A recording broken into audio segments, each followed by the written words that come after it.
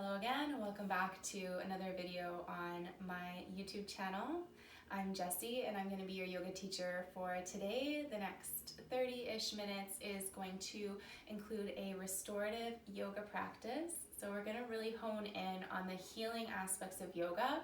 We'll be doing some really basic foundational types of yoga poses, but we'll be holding them for a little bit longer and really emphasizing our breathing.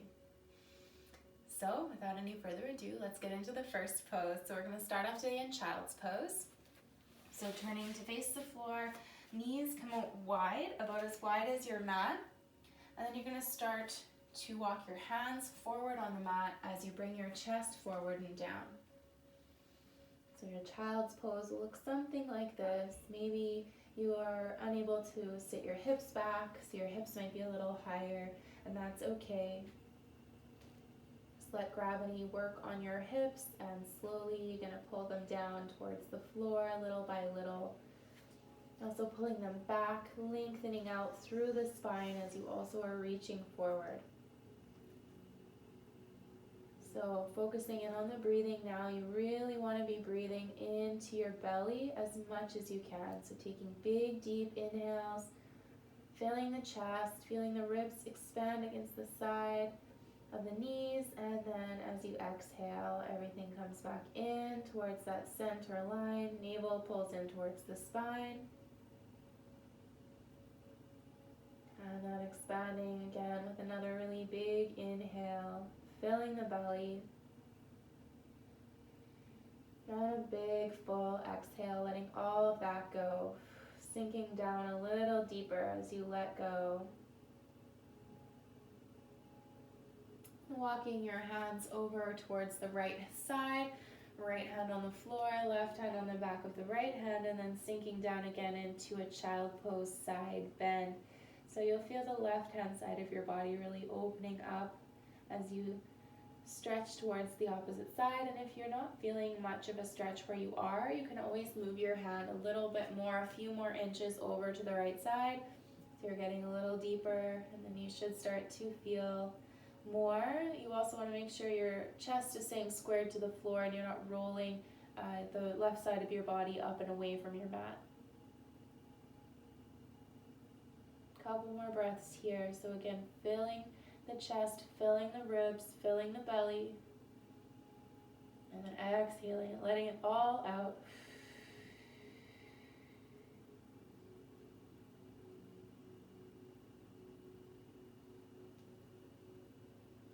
Walking the hands over to the left hand side now, so taking your time, getting over towards the other side of your mat, left hand on the floor, right hand on top of left hand, and then just sinking down, rolling that right side of your body down towards the floor, not letting it tilt up.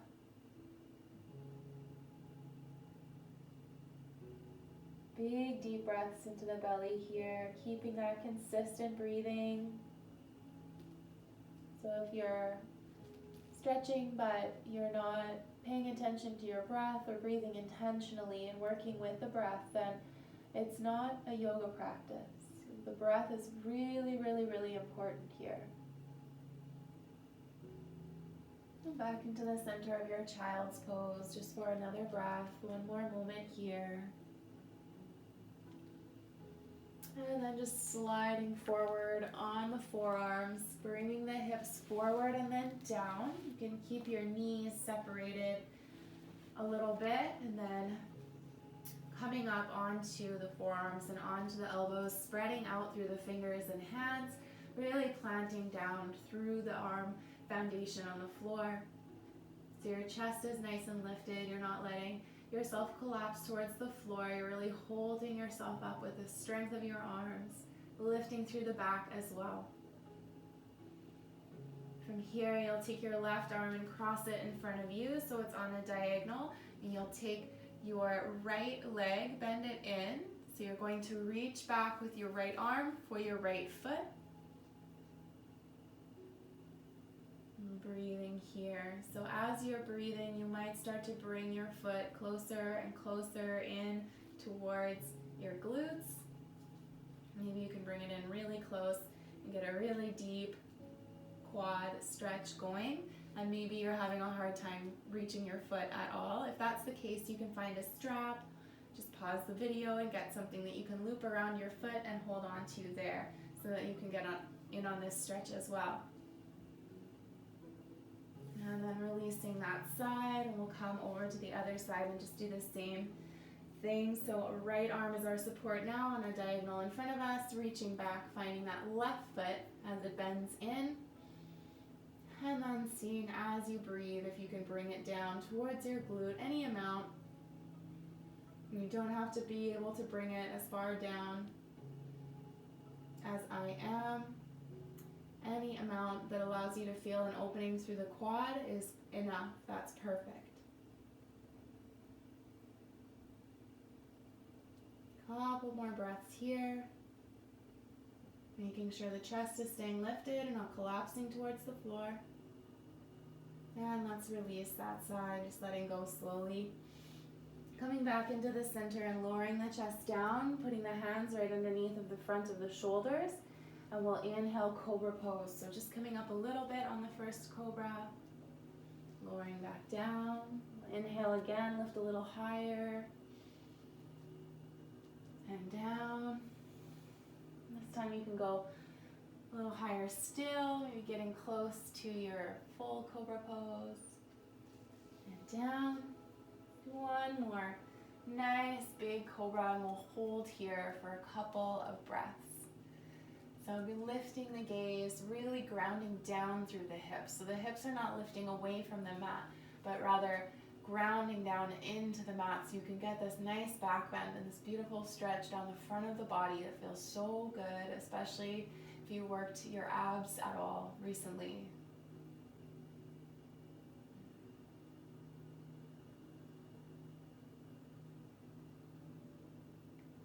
And then if you walk your hands out a little bit, you can come into what we call seal pose. So just a little bit more of an extended version of cobra, really letting the hips ground and drop. Still lifting the chest and the gaze forward. And then let's come back down onto the forearms and right back down to the floor. We'll push onto all fours here, just coming into the center of your mat and getting ready for a little bit of cat-cow. So inhale, dropping the belly down, lifting the gaze, lifting the chest, and then exhale, rounding, letting that all be released. Inhale, once again, dropping the belly down, lifting through the chest, lifting the gaze. And then exhale, sending the spine up in an arch, rounding up towards the ceiling.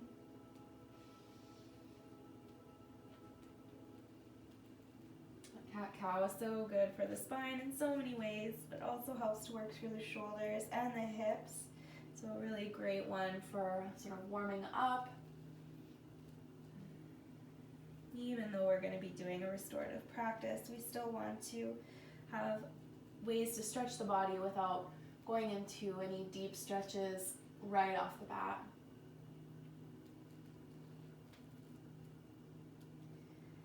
Good, and then from here, you can sit back onto your shins. We'll take the arms up overhead and inhale breath. Exhale, drop them down behind you. Interlace the fingers. Inhale, lift the chest. Reaching the gaze up towards the ceiling as you reach back with the hands. And then exhale, release. Bringing the arms around in front and giving a big imaginary hug to someone. Inhale, reach up. Exhale, hands drop back behind. Interlace the hands. Inhale, lift the chest. Tilt the head back. Exhale, release. Bring the arms around and forward, hugging an imaginary friend. And then releasing down. We're going to come back onto the front body for one more stretch. So coming down to lie on your belly again here. So half frog is our next pose. To do half frog, it's very easy. You'll just bring your knee out to the side, up along so it's right in line with the hip. And you'll sort of turn to face your upper body towards the floor. So you're not twisted at all here, you're just allowing your body to sink straight down into your mat, and as you do so, you're going to feel an opening on the inside of the groin, inside of the hip. And that is our half frog pose. So as the name would suggest, a full frog pose means doing this with both legs at one time. And if you can imagine, that's very intense. It's a great one for stretching out through the hips, especially the inner groins, but not one that I would throw at a beginner level class. Of course, if you're not a beginner and you love frog pose, then you can feel free to do the whole frog pose after both sides. Sending that right leg back in line with the left here, and then you'll gently slide the left knee up to about hip height, and then coming back to rest on the front of the body once again. And as you stay in this pose, you do get to feel it more and more as you sink into it. At first, on the other side, I didn't feel too much initially until we stayed for 15 seconds or so, and then it starts to really open up in a new way. So be patient with your body, be patient in these poses. I know sometimes it's really annoying doing yin yoga because you have to spend so much more time in poses than you're used to, but there is a reason why. It does increase the healing capacity of the practice.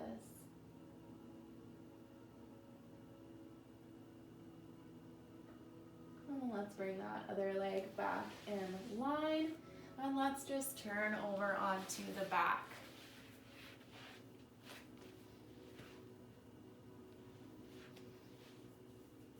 So bringing your left leg ankle onto the right knee, so just above the right knee on the thigh, and then you'll start to interlace the right hands around the back of the right leg, just pulling that knee in towards you as you send the left knee away.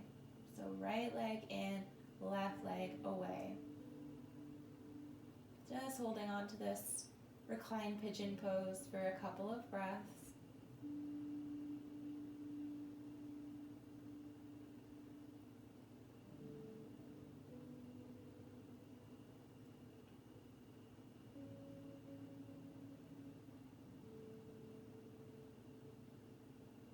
Like, you can extend the right leg out long, so you're also going to be getting a stretch down the back of that leg if you really want to multitask and stretch in two areas at the same time on your different legs.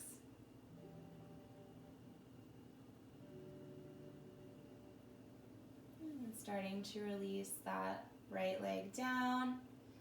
Taking the left leg to the floor and switching it up. So we'll do the other side of our reclined pigeon right away. Right leg, ankle is going to cross over the top of the left knee, interlacing the hands around the back of the left leg, and then bringing that knee in gently towards yourself as you focus on moving the right knee out and away. And you might get a little bit of a rock from side to side going here if you like. That feels good for you. Or again, you might extend that left leg out straight as well, just to get that stretch down the back of the leg. Really flexing through the foot helps to get as big of a stretch as possible here. And just rocking a little side to side.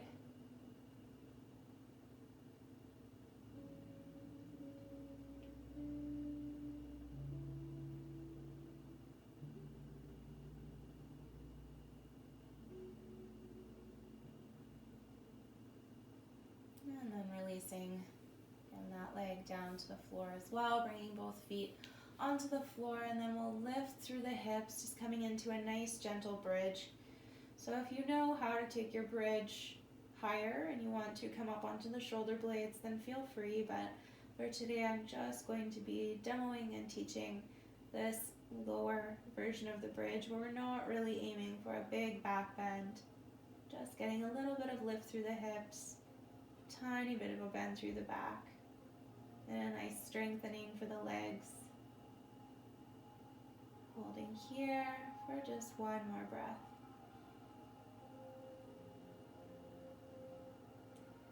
And then releasing. So you're going to release from the top of the spine down. You might come onto your toes as you roll from the top of the spine all the way down, so the hips are lowering last. Beautiful. And then letting your legs go into windshield wipers, or just letting them flop from side to side with minimal effort on your part. Bringing the knees into the chest now. I'm going to start to rock a little bit back and forth.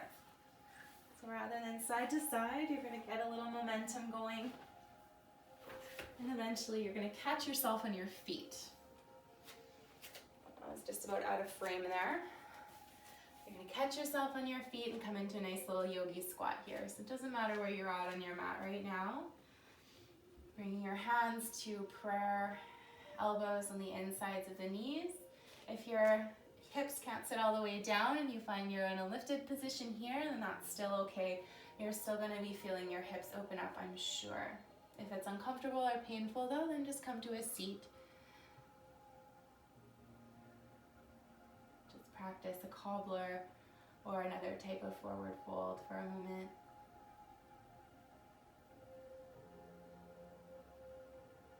From here, we're going to be lifting up, so coming onto a forward fold, lifting through the hips, bringing the feet into about hip width apart.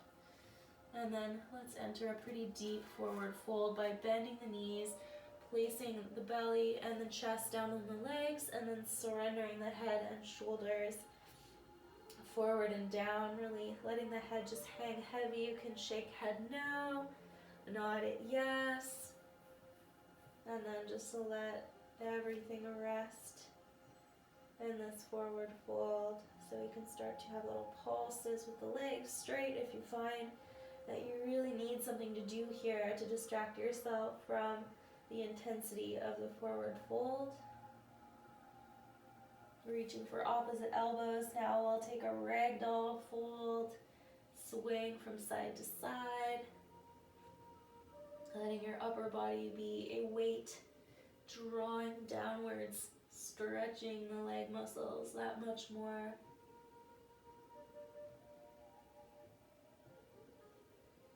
Bringing the hands to the floor, you'll inhale, take a halfway lift. Exhale, forward fold again here.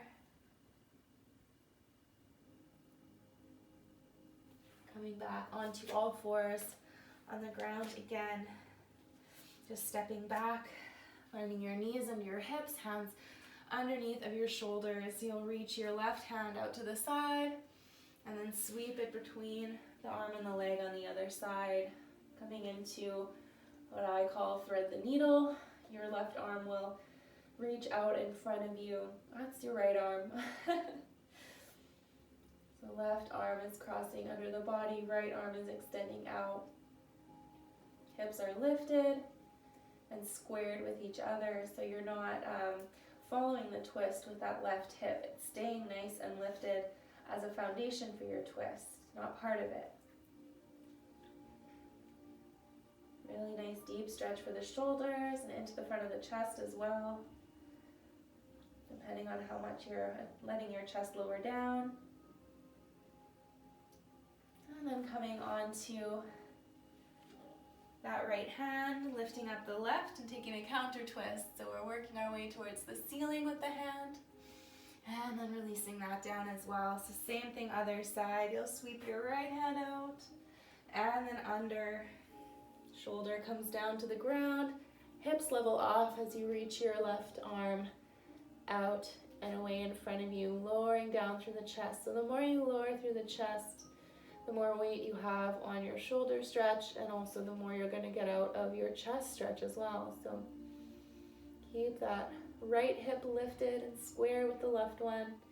Just let the chest come down, and the twist will happen automatically.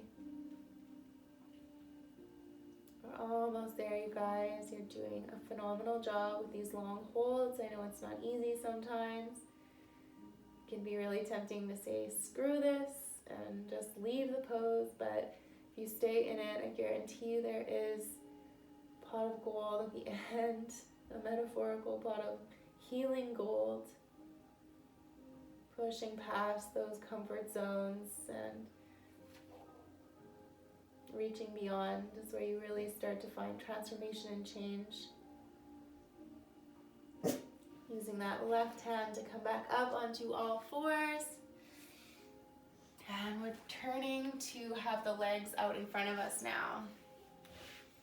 So swing the legs around in front. You'll bring the soles of the feet together, coming into a cobbler pose. Okay, so the soles of the feet are going to come together and even sort of open up towards the ceiling, and that'll lower your knees down a little bit more out to the side. So as you breathe in, you're going to lift the chest, inhale, exhale, starting to fold forward, hinging from the hips. You're going to do your best to keep your back nice and straight and just lower down, leading with the chest rather than the head.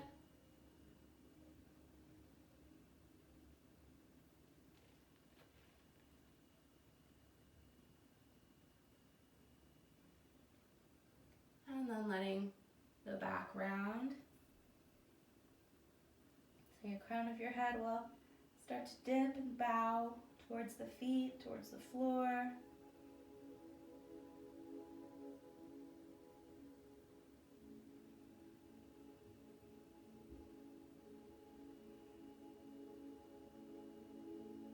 Releasing a little bit if it becomes too intense. You don't want to force anything that doesn't feel good.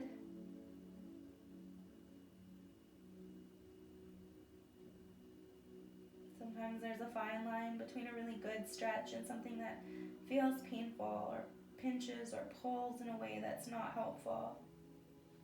Starting to release this now, coming up from our cobbler fold. Taking a nice deep breath in, and then we'll start to come to a lying down position. So you'll bring your legs, feet still together, out a little further. So you're in a little wider of a diamond shape. And then you can start to lie back, coming into a reclined, bound angle pose. Although I'm not sure if you can consider this bound since we're not using a strap. But a reclined angle pose anyways, so opening through the inner groins and the hips as you let your knees come out towards the sides, letting everything else come to a restful position. We're not going to stay like this for our Shavasana. We are just here for a few breaths. In through the nose, filling through the chest, filling the belly. Out through the nose, or you can exhale through your mouth as well, no problem.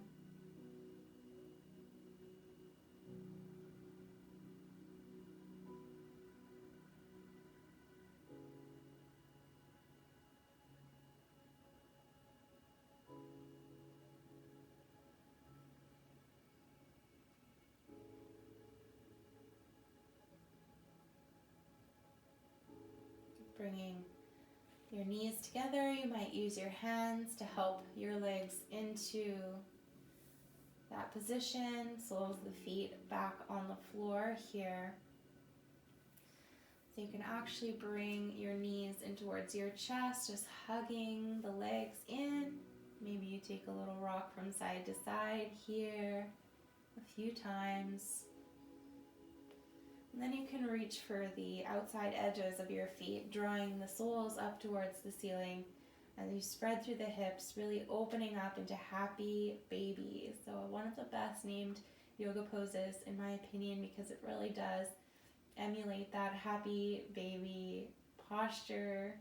Babies love grabbing onto their feet and opening up and just rocking around from side to side and just loving life. So if you want to get a little rock from side to side going here too, go ahead. I'm a little limited in terms of space, but go to your heart's content with your rocking and rolling happy baby. Making sure to continue to breathe, noticing your breath as you do so.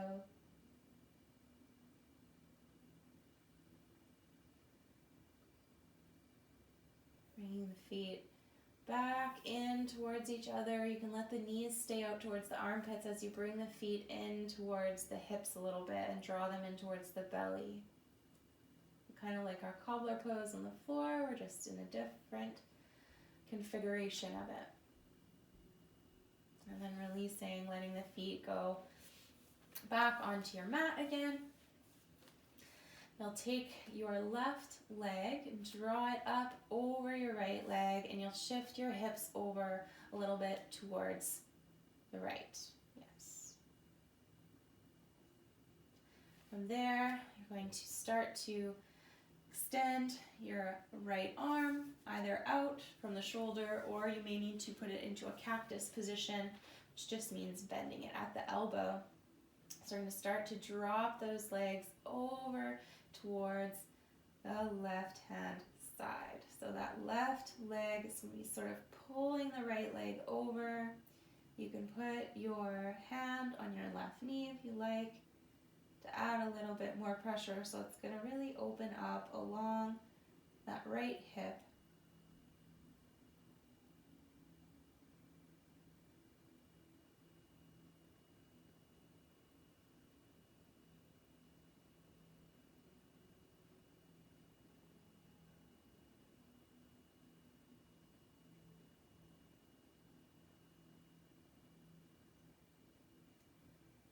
Back to the center, bringing those knees back in towards the middle.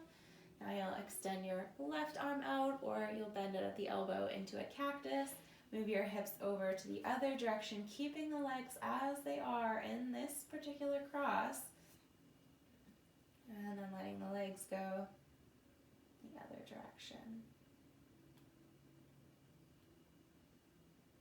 So getting a little bit more of a stretch down the left hip now.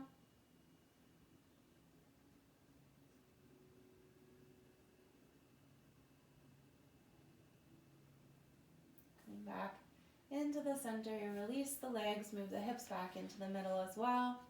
You might take your knees side to side, just to release, and then coming back for the other side. So we'll cross the right leg over the left this time, and we're going to go over to the right with the legs first. So we're just going to move the hips over to the left by about an inch or two.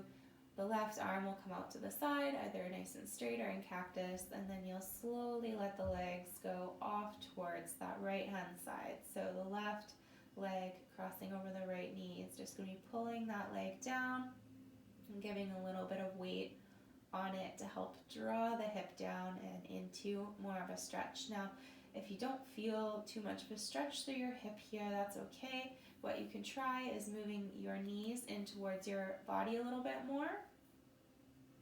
That might allow you to feel a bit more of a stretch, or this just might not be the stretch for your body. Some stretches just aren't really effective for some people, but you might find as you stay in the pose for a little while, like with some of the other ones, that it might not seem like much at first, but the sensation can really grow with time. Releasing that side, so keeping the legs again in that same cross, just moving the hips over to the other side by an inch or two, and then letting your hips or legs come down towards the left side, right arm out to the side. Our second to last pose here, we are almost done. Couple of breaths in this side of the twist where we're stretching more through our right hip.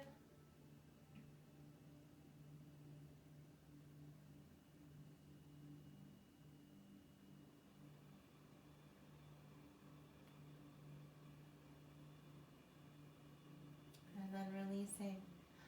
So for our final pose, it is going to be legs up the wall pose. So it is my hope that you have a wall somewhere nearby that has space for you to put your legs up it. Exactly what legs up the wall pose is.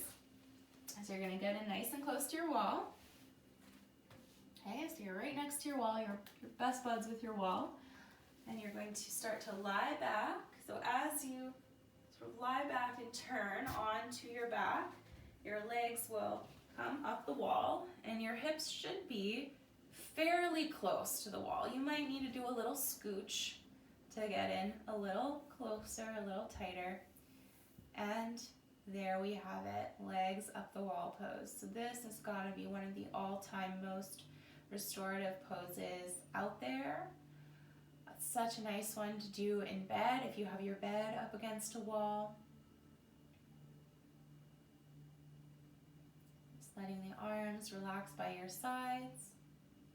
Letting the legs be relaxed with their weight being held by the wall. You don't really have to do any work here. And the beauty of this pose and what makes it so healing is that this is an inversion. So inversion means upside down. So you might be confused, but I'm not upside down. This isn't a headstand. This isn't a handstand. An inversion is simply when we reverse the flow of blood in the body by lowering down the heart. So bringing the heart as low as possible compared to the rest of the body. So with our heart so close to the floor and the legs elevated, we do get that sort of reversing of the blood flow where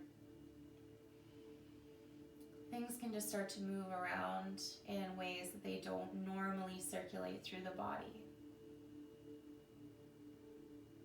If you have poor circulation, you can have blood pooling in the lower extremities of the body, and you get swelling and things like that. So by flipping the script and flipping your body, you can get some of that to drain.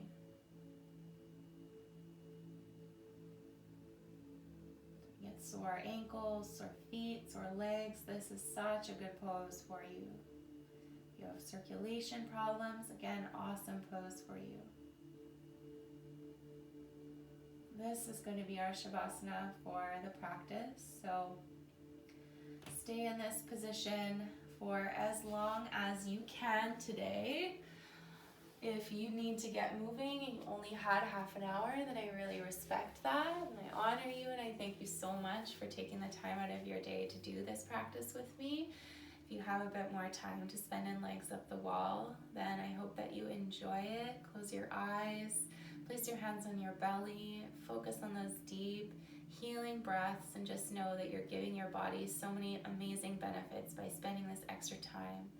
Thank you so much for practicing along with me. It really means a lot. Every single view I get on this page warms my heart.